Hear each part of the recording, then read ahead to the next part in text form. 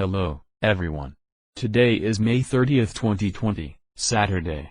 The foreign exchange market is closed. We will take this time to analyze the trend of the individual currencies in the coming week. First, look at pound sterling to Japanese yen. Now that prices have gone to the yellow zone, here is a stronger resistance because it's been verified before. The price goes a long way down after you get here. So, we have a reason to do short here. The take profit level is in the green area. When the downward trend is not continuous.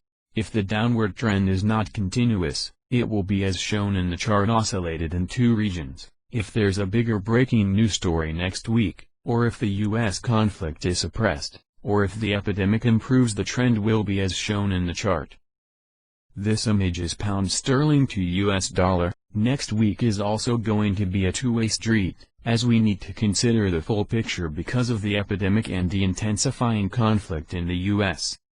Because there are two areas of resistance above.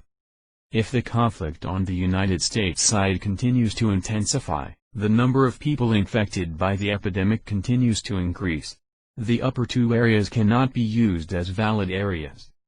By the same token, the yellow area is a good support position if the form improves. This image is US dollar to Japanese yen. The current price has touched the green zone and is rising rapidly. I think there should be a resistance in the white area, and it will suppress the uptrend, and the white area above is the starting point for money in recent weeks, so I think the trend shown in the chart should hold. This image is euro to US dollar. The spacing between the white and yellow zones is too small for the break-even ratio to meet our needs, so we can't open positions back and forth between the two zones. But we can follow the trend of red or yellow arrows to open positions. Such a win rate is over 70%. And this trend is also in line with the model we were talking about at the beginning. It is personally advisable to follow this trend to open positions. Of course, remember to set your stop loss. This picture is gold.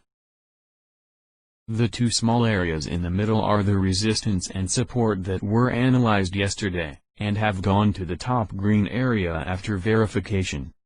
With any fundamentals we leave behind. Short should be done in the green area and the target bid conservatively set to the white area. Because the situation is unclear. And the price has just reached the resistance level above, so we can't make any more judgments.